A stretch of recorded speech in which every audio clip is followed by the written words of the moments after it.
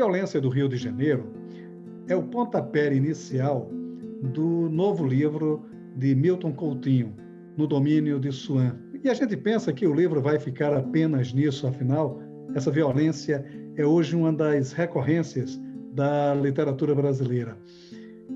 No Domínio de Swan, ele sobrepuja essa questão e vai mais além, para falar da alma, que de certa forma domina, não o Brasil, mas o mundo como um todo. E a gente vê o quanto a globalização, ela hoje é mais forte e mais determinante na leitura do livro No Domínio de Swan, de Milton Coutinho. Milton, No Domínio de Swan, pelo título, já o livro remete a Proust. E é um livro antiproustiano. Quer dizer, como é que também foi trabalhar essa coisa? Porque a expectativa que se cria é de um livro mais lírico, digamos assim, né? Das memórias mais agradáveis. E não é bem o que se trabalha no livro. Vamos falar um pouco sobre essa, digamos, trocadilho literário que é o título No Domínio de Swan. Na verdade, eu queria fazer, antes de mais nada, um livro sobre o Brasil, né? Mas um livro que fosse também marcadamente literário, né? Como acredito que depois o livro ficou, né? Então, essa ideia veio também a partir de duas coisas. Uma, eram várias memórias que eu tenho de um período de convivência, de amizade com o Vitor Judice, que era um sujeito que adorava essa brincadeira do trocadilho, né? Então, ao ir pensando em inseri-lo como personagem nessa trama, me vieram também à mente várias ocasiões e vários trocadilhos que ele gostava de utilizar. E a vertente literária, também como exercício literário, né? Porque tem essa questão de você começar o romance com uma frase, que a frase que inicia o romance é exatamente a mesma, e depois vai para outro lado, né? Assim como jogo literário, como jogo com o leitor, de propor o mesmo início, mas mostrar que depois você pode ir para outro lugar. Esse outro lugar é justamente o Brasil, né? O Brasil, um Brasil literário e totalmente diferente dessa imagem que é sugerida ao leitor no texto, né? Então começou mais ou menos por aí.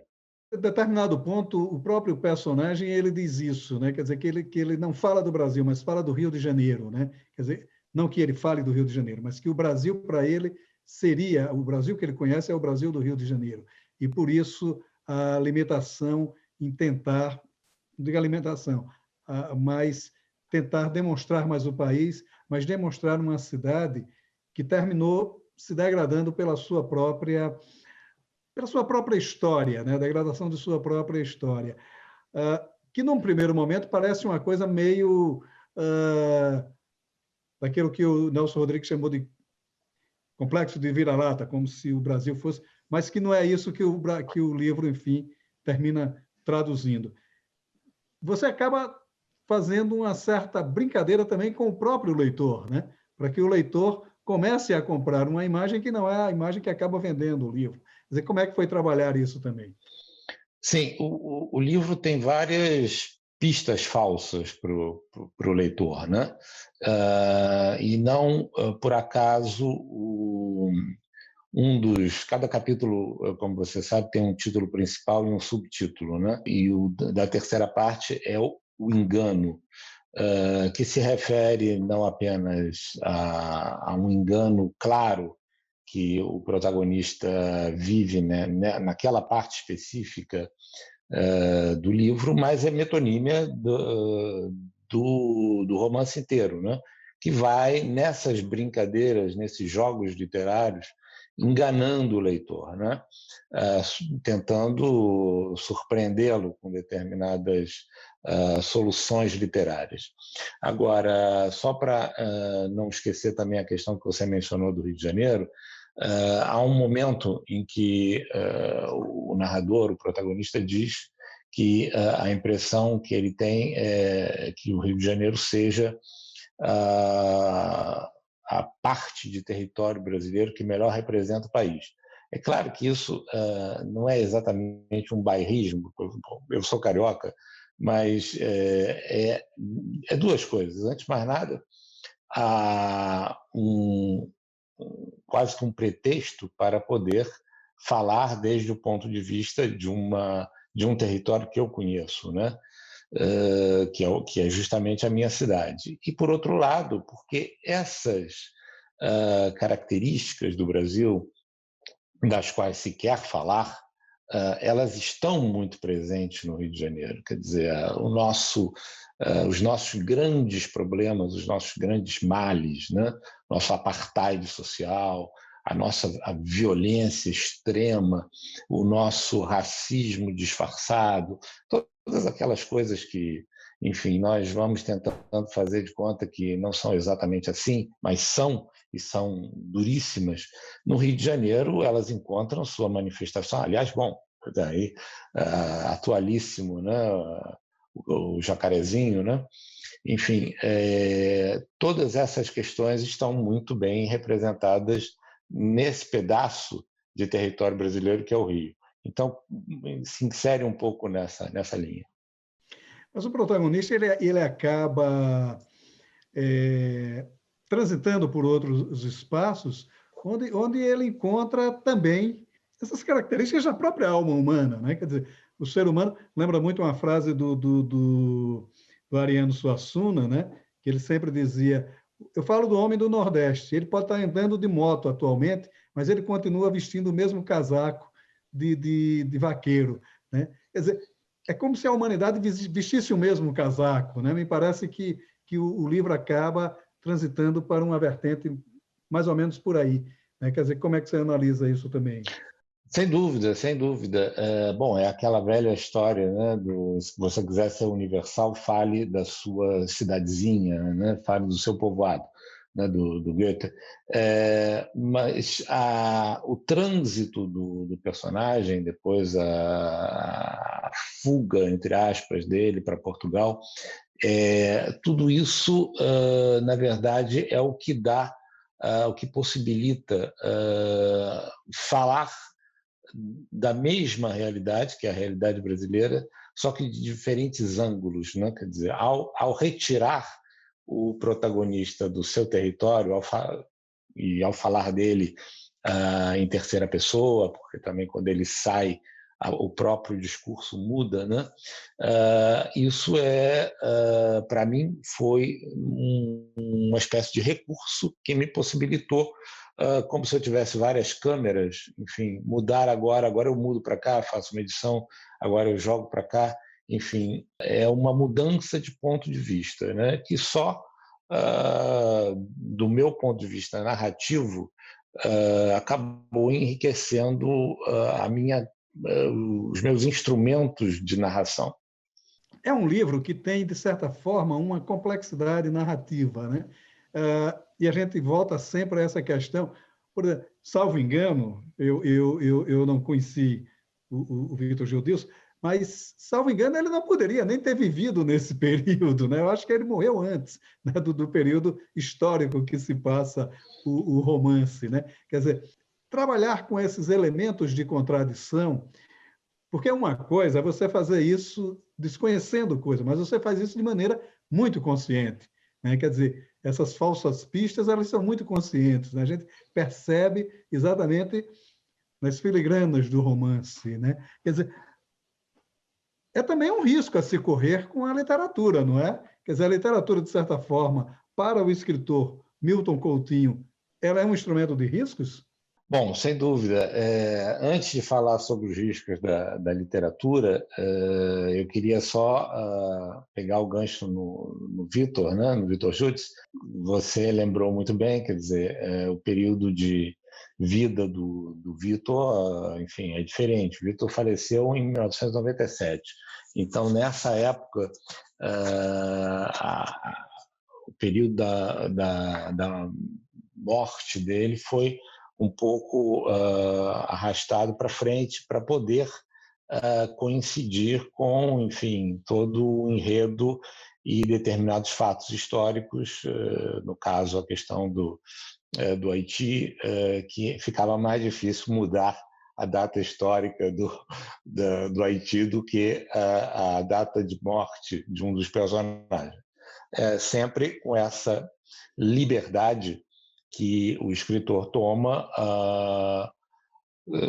quando você, por exemplo, claramente está aí um personagem que, embora tenha o mesmo nome, os mesmos livros, grande parte da mesma história do escritor Vitor Judice, ele obviamente não é e nem poderia ser o Vitor Judice, ele é personagem. Inclusive, alguns dos trocadilhos que estão no livro, alguns dos xistes, né, que estão na boca do personagem Vitor Judice, não são dele. Alguns eu emprestei para ele, para o personagem, né? Sempre tomando essa liberdade, né? Agora, para voltar à questão mais importante da sua pergunta, que é a questão do risco na literatura, eu diria, enfim, você como escritor também sabe disso, o escritor que não está disposto a correr riscos, ele pode abandonar no ato qualquer tentativa de produzir um texto literário, porque o approach dele estaria completamente equivocado, do meu ponto de vista. Quer dizer, no momento em que você está ali diante da famosa página em branco, não é?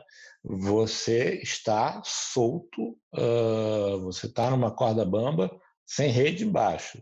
E se você não estiver disposto a correr esse risco, é melhor você fazer outras coisas, enfim, ou mesmo apenas ficar na dimensão da leitura, que para mim, pelo menos, é muito mais prazerosa do que o ato de escrever, né? Enfim, então vai um pouco por aí. Uma coisa que chama a atenção no livro, ele é um livro de uma leitura fluente, né? Porque ele tem um ritmo narrativo que as histórias vão se emendando. E é interessante porque elas se completam de uma maneira, é como se houvesse sempre pequenos flashbacks em cada narrativa, em cada frase. Também foi um trabalho de carpintaria metódica, né, que você utilizou. Como é que foi trabalhar essa carpintaria também desses breves flashbacks que acaba criando um ritmo envolvente da literatura? Olha, Maurício, só eu sei o quanto me custa esse buscar, e não sei se, enfim, fico muito satisfeito que você tenha dito que o livro possui esse fluxo, porque eu não posso saber e não posso dizer. Quem tem que dizer isso são os leitores, né? Mas isso me custa muito, porque é um trabalho de fazer e refazer, né? Até você achar que aquele texto ganhou essa fluidez. Agora, isso só vem, no meu caso, só vem com muito trabalho, só vem com muito esforço. Nunca me sai numa primeira redação, em pouquíssimas ocasiões, eu dou uma frase por definitiva. Aliás, dentro dessas pistas ao leitor, há um momento em que se fala que a utopia de toda frase é se tornar verso, né? E a ideia que está por trás dessa afirmação é exatamente essa, no sentido de que o verso é aquela forma musical das palavras que flui sozinha, enfim, que vai se emendando num ritmo sincopado, de compasso em compasso, né? Só que num romance você não está trabalhando com versos, você está trabalhando com frases que vão se emendando umas nas outras. Então, a busca dessa fluidez, desse ritmo melódico, é o fazer próprio do livro, né? Do texto literário, enfim. E é nisso que consiste o trabalho do escritor, fundamentalmente, pelo menos para mim. Curiosamente, o livro me pareceu muito uma coisa que é curiosa, pelo menos do meu ponto de vista de leitor, que é uma espécie assim de que a gente poderia classificar como livro invisível, onde você vai buscando esse livro. Olha, é mais um livro que fala da violência. Ele fala da violência, mas não é o prato principal que ele serve. Ele vai falar do racismo, que é uma coisa muito recorrente na literatura atual, mas o racismo não é ainda o que ele vai oferecer ao leitor. Enfim, é um livro que ele cria algumas invisibilidades para criar uma certa epifania no final, né? Uma outra coisa, uma outra explosão no final. Né? Quer dizer, enganar o leitor também é uma das suas práticas literárias, né? Digamos assim. Então, como é que foi também trabalhar com esses adventos, né? De certas invisibilidades narrativas? Te agradeço, gostei muito dessa imagem da invisibilidade, realmente.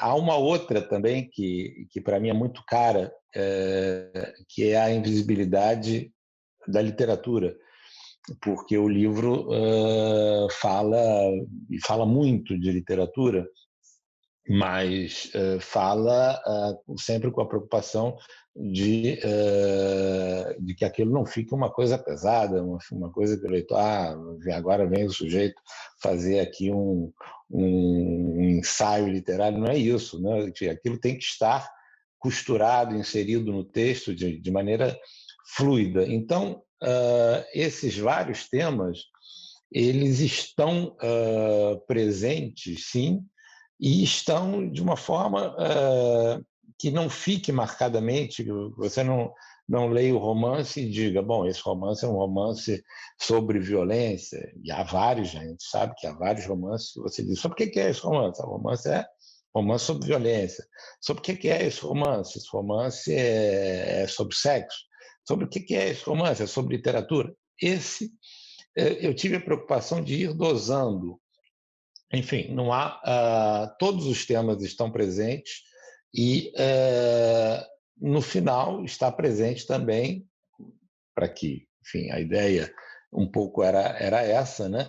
Que sobressaísse o Brasil, nosso país, assim, a partir de vários pontos de vista, de vários temas, como um pequeno mosaico que você vai juntando e ali está um retrato, que obviamente não é um retrato específico, haverá infinitos outros, mas um retrato do Brasil.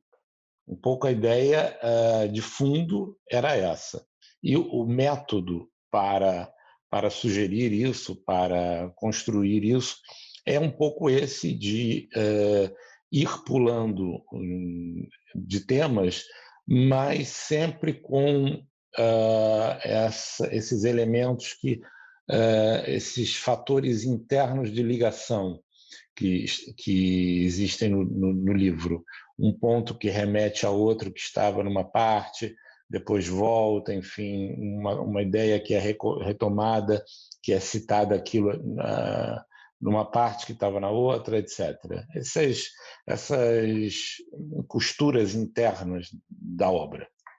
Claro, tem um protagonista, né? Mas o destaque das figuras, dos personagens, é muito grande, né?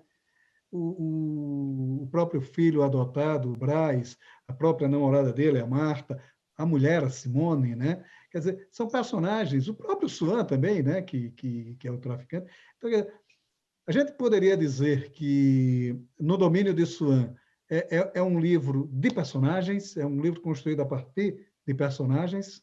Eu diria que é um livro cujo fluxo narrativo constrói os personagens. No seguinte sentido, é através das descrições, primeiro do fluxo narrativo do protagonista, nas partes do livro em que ele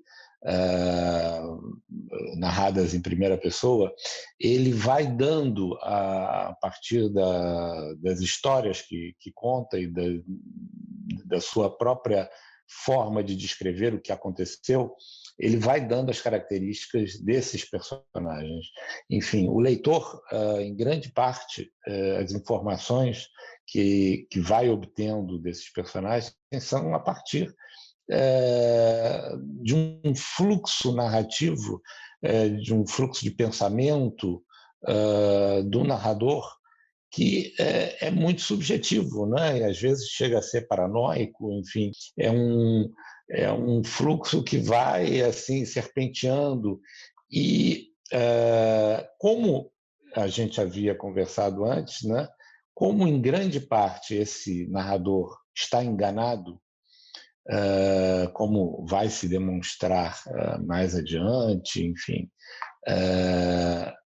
tudo o que ele diz sobre esses personagens e com a forma como ele apresenta os personagens ao leitor, é algo profundamente enganoso, né? Em alguns casos, o leitor vai se dar conta disso, não é? Mas nós poderíamos expandir também, falando sempre dessa construção de personagens, né? Que até que ponto a visão descritiva, a narração desses personagens é a que condiz exatamente com a realidade, que está na cabeça desse protagonista, né? Sobre isso, muito rapidamente, uma pincelada, né? Da literatura atual, da literatura moderna e contemporânea, né? Que a descrição dos personagens se faz muito mais pela descrição de ações do que propriamente de um retrato apresentado longamente, como se fazia na literatura romântica, realista, né? Que você chegava e, enfim, havia uma longa apresentação física do personagem, depois, enfim, dos seus hábitos, etc., né? Hoje, em grande parte na tendência literária atual, e já, bom, eu sou do século XX inteiro, você vai conhecendo o personagem através de um discurso de outros ou de fluxos narrativos. Agora, esse conhecimento é sempre um conhecimento subjetivo e, na maioria das vezes, profundamente enganoso. É como a história da traição da Capitu. A traição já está na cabeça do Bentinho, então é impossível, né? A gente tem que suspeitar do narrador também, né? Milton, muito obrigado pela sua participação aqui no Leituras, foi uma conversa maravilhosa, muito obrigado. Eu que agradeço, Maurício, muito obrigado a você e ao público que segue o programa, obrigado a todos, um abraço.